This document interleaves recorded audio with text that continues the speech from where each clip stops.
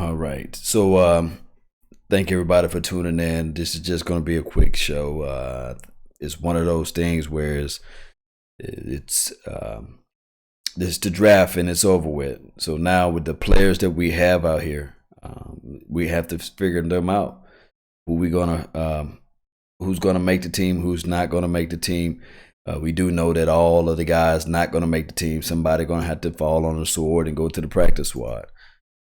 And somebody's not going to make the team. It's just how it goes in life. So shout out to Unapologetic Truth, Dallas 2002. Shout out to you too as well. We're going to go over this list here, and we're going to talk really about what the expectation should be and what it may be. And we're going to talk about a whole slew of things of how it's going to impact the actual 2018 year. We're looking at the first and foremost the 19th pick, Lathan Vander Esch. I looked at everything that I can find, and what I found out is that this team did draft based on need, and that was a good thing for us to do because we needed a guy that can really, and I'm talking about really, fit in the mix when you're talking about a Sean Lee is down, or when you're talking about a Jalen Smith, you have your reservations on him. You got a guy now. You got a guy that's going to fill in those gaps, and also who flies out to the ball. We can get tackles. So we're going to look at that this offseason. We're going to compile a lot of tape on these guys. And then the next pick is Connor Williams. Connor, he was the, 50th pick in the draft. And what I saw from Connor, just glimpse, because I don't have a lot of time to go over every single aspect of his tape yet. And like me and Vach did the other day, he gave me some great insights on these guys. And it was one of those glimpses where as you look at his tape and you can say, okay, maybe inside he's going to play even more. He's going to play better in a sense with a Travis Frederick to the center side, and then you have Tyron Smith. And then in a pinch, if something ever happened to Tyron Smith, Lord forbid, you can kick him out as tackle. And it's a good move for us. It's a really good move for us. The Gallup guy. I looked at his tape. I was working on his film, and I said, man, I'm just going to give myself a little bit more time before I release the film, hopefully Tuesday or Monday tomorrow. Him playing against, I did the film against Alabama. I think Alabama plays a very strong defense. And Nick Saban have his guys playing up on top of the line. He doesn't give the wide receivers any space to breathe. So it was a good showing of watching Gallup play against those guys and just looking at his film and seeing the possibilities of him playing against pro athletes in the NFL on the next level. So that's what I saw, a guy who's not afraid, a guy that can explode and get to the ball. 50-50 ball, he jumps up, reaches the ball with his hand, in and out of his break, short area quickness, good off his feet.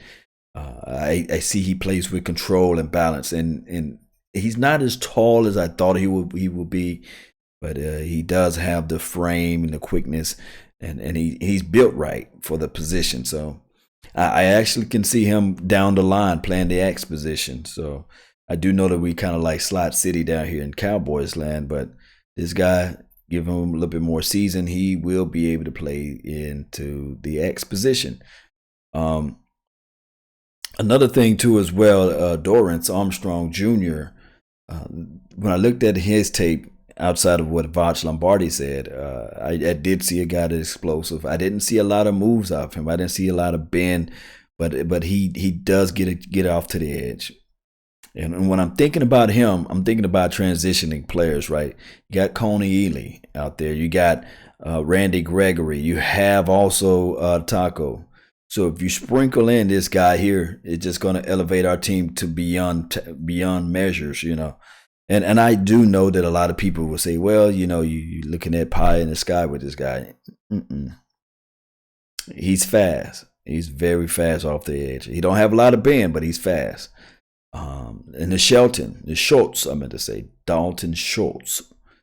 I see a polished guy, runs good routes, sink his hips pretty well, and he can run an inline. Of course, we like to hear inline route running, inline blocking.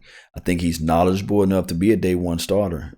Believe it or not, I think I have him above Blake Jarwin. I have him right now equaling Jeff Swain as it relates to football. I guess accurate, and that's what I like to see from this guy, the Dalton Schultz. We hate to see Jason Witten go, but it's kind of like a bittersweet situation for those who guys out there know that Jason Witten you can count on him any day of the week. You can count on Jason Witten, but at the same time, it was pretty much almost that time for him to go. But one thing that I really want Jason Witten to do is I still want him to hang around and be in the mix. I still want him to actually see if he can help train and put these guys in right situations. Come back and be a player coach. I don't know. I don't know how his time and schedule is going to be able to be in the mix of this thing. But I really want to see him out there. Next guy is Mike White. These are just my thoughts. Mike White was the 171 pick, and I do know that this guy is hungry. He's determined. He should have a chip on his shoulder, rightfully so.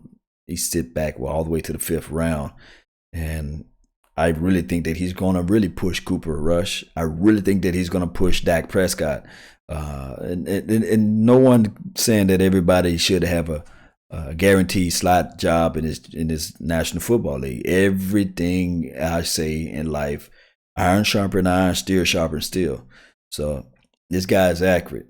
He can throw a ball through a keyhole. He's one of those guys.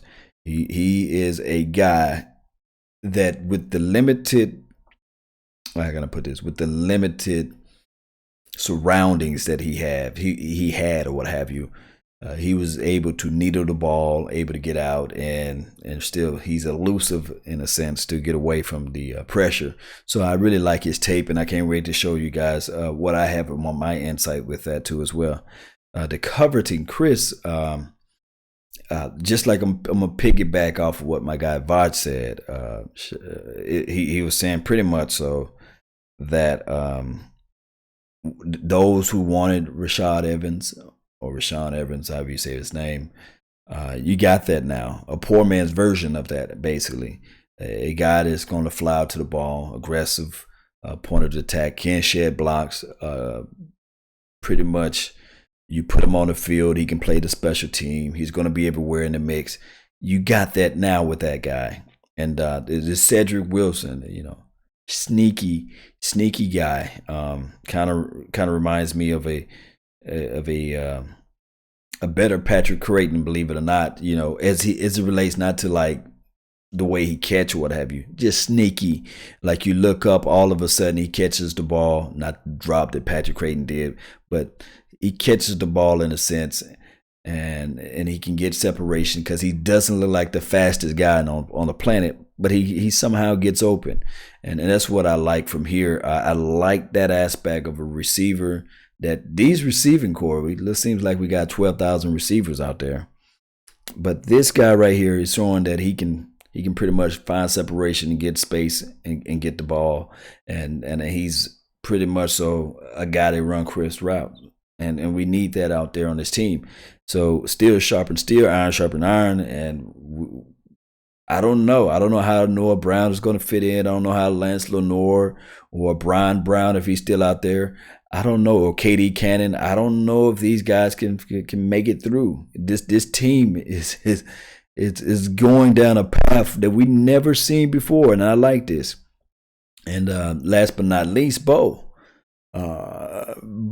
Scarborough. He's a finesse runner. I was looking for a pounder guy, but he's a little finesse in a sense. And I saw some highlights whereas before pregame, this tall, big mammoth of a man can turn a backward flip, and then he can also lay the shoulder on you. So he's freaky athletic. So And believe it or not, Rod Smith is freaky athletic. So I'm stretching my head and I'm saying, okay, will this be finally the chance where we shove our power down the throats of the opposition? Are we really going to just try to say, okay, minimizes the passing attack and let's just run, pass, run. I really think that with the way the Dallas Cowboys crafted their offensive line and the way that they have Ezekiel Elliott, because we all know Ezekiel Elliott is a monster out there. The way they crafted everything. And then you have a Rod Smith to come into the mix, a Jameis Olawale. And then you have this guy, this Bo. This monster is crazy. It's crazy for us not to run the ball at this point. And I'd be remiss to add the guy Jihad Ward, big plug. Now, to me personally, I'm just going to say this: he's a 3 tech. I still want a 1.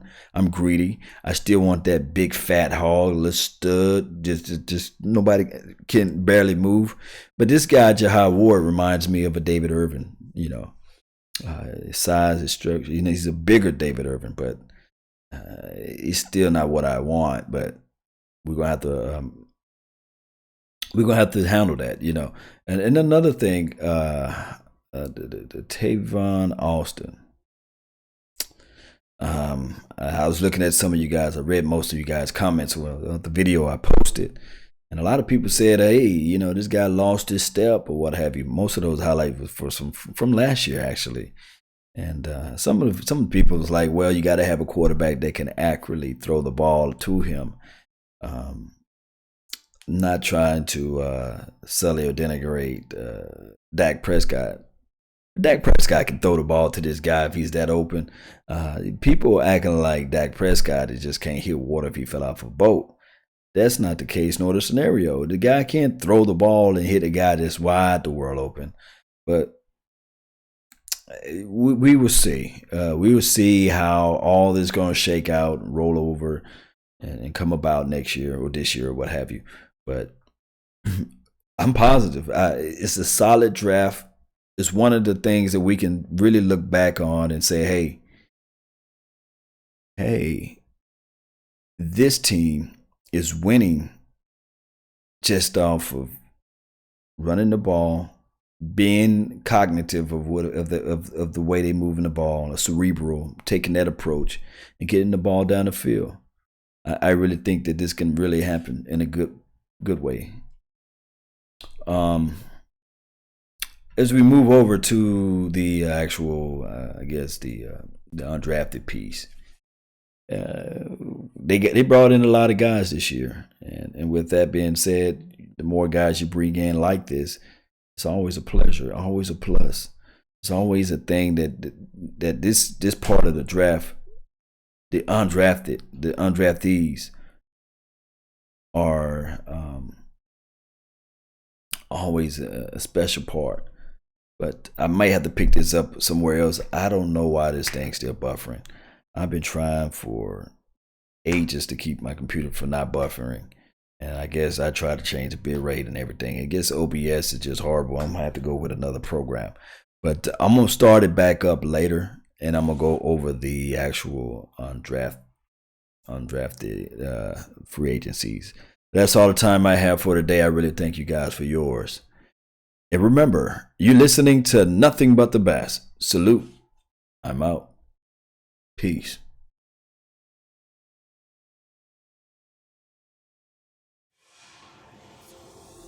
I don't know why this thing keep buffering.